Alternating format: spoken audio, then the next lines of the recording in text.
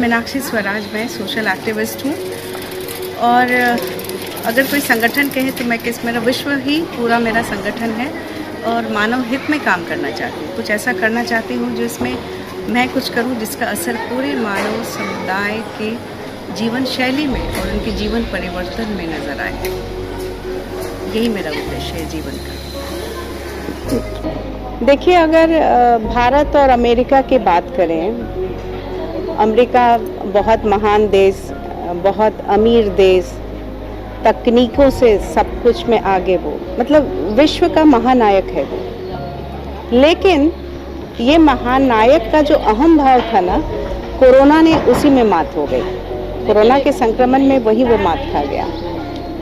Actually मैं बताऊं, 20 जनवरी तक, जब तक चाइना में फैल चुका था और डायरेक्ट और इनडायरेक्ट, प्रत्यक्ष अप्रत्यक्ष तौर पे वहाँ के जो स्वास्थ्य विभाग के लोग थे वो ट्रंप सरकार को आगाह कर रहे थे कि वैश्विक महामारी की संभावना है।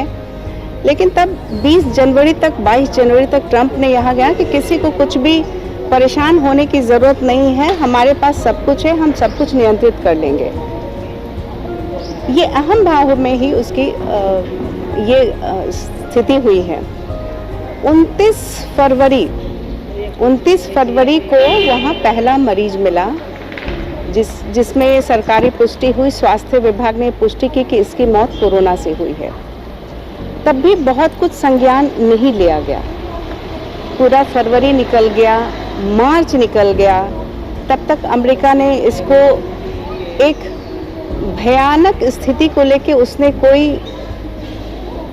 ऐसा कदम नहीं उठाया कि इसका नियंत्रण कुछ किया जा सके। मतलब, और जो राज्य की अन्य विपक्षी पार्टियां थी, जो अन्य राज्य थे, जब वो उनको बताए तो उनको ये लग रहा था और उनको ये राजनीतिक का रूप दे दिया गया कि राजनीति से प्रेरित होकर अभी जो इलेक्शंस आने वाले हैं, चुनाव आने वाले हैं, इसके लिए ही ये इनको कहा जा रहा है। लेकिन अचानक से जब पूरी दुनिया से सूचनाएं आने लगी तो पहली बार 17 मार्च को ट्रंप ने ये स्वीकार किया कि ये एक वैश्विक महामारी है और पैसे रिलीज कर दिए गए। एक दुर्भाग्य की बात और बताऊं, अमेरिका में एक एजेंसी थी जो ग्लोबल एपिडेमिक में वो पूर्व सूचना देती थी, लेकिन दुर्भाग्य कहें या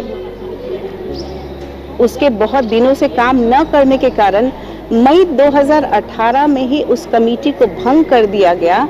क्योंकि अगर वो रहती तो वो ग्लोबल डिजीज कंट्रोल के लिए एक पूर्व सूचना देती पूरे विश्व को, तो हम ज़्यादा तैयारी कोरोना के लिए कर पाते। तो ये 2-3 जो कारण हुए, अमेरिका का अहम भाव, CDC के कंट्रोल के बाद उसको पॉलिटिकल समझना, इस कमेटी का भंग हो जाना, ये सब ने अमेरिका को महानायक होते हुए भी इस मुकाम पे पहुंचाया। आप एक गौर करें बात को, हमारे यहाँ पहला जनता कर्फ्यू 22 मार्च को लग गया। 17 मार्च को प्रेस कॉन्फ्रेंस में ट्रंप सरकार ने स्वीकारा कि कोरोना एक महामारी है और हम 22 मार्च को हमारे यहाँ कर्फ्यू लग गया। मतलब हम बहुत आगे हैं। हमारे यहाँ बिहार में क्या, इंडिया में आते आते वक्त लगा।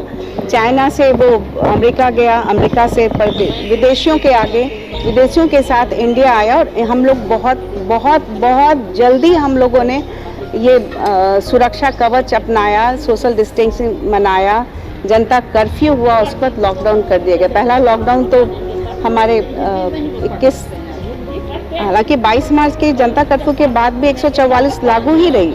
फिर 24 मार्च को ये अनाउंसमेंट हुआ कि 14 अप्रैल तक लॉकडाउन रहेगा। वो हमारा पहले फेज का लॉकडाउन था। दूसरे फेज में ये हमारा लॉकडाउन अभी 3 मई तक है, जो काफ़ी हमारे लिए सुरक्षा का प्रबंध किया। और हम लोग अगर बचे हैं और भारत बचा है तो उसका अपना ये सही समय पे सही कदम उठाए, इसलिए आज हम बचे। वरना इस वैश्विक महामारी से अगर भारत में जिस गति से अमेरिका में रहा, उस गति से अगर यहाँ प्रवेश कर जाता तो मतलब हम कल्पना ही कर सकते हैं कि क्या हो सकता था।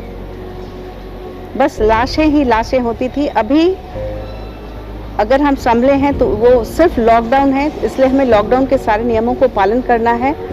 नहीं तो इंडिया को भी अमेरिका बनने में ज़्यादा वक्त नहीं लगेगा। और मुझे खुशी है कि पूरा भारत देश इस मामले में एक सूत्र में बंधा है और हमारे माननीय प्रधानमंत्री के सारे निर्देश, आवश्यक जो निर्देश हैं उसका हम लोग पालन कर रहे हैं।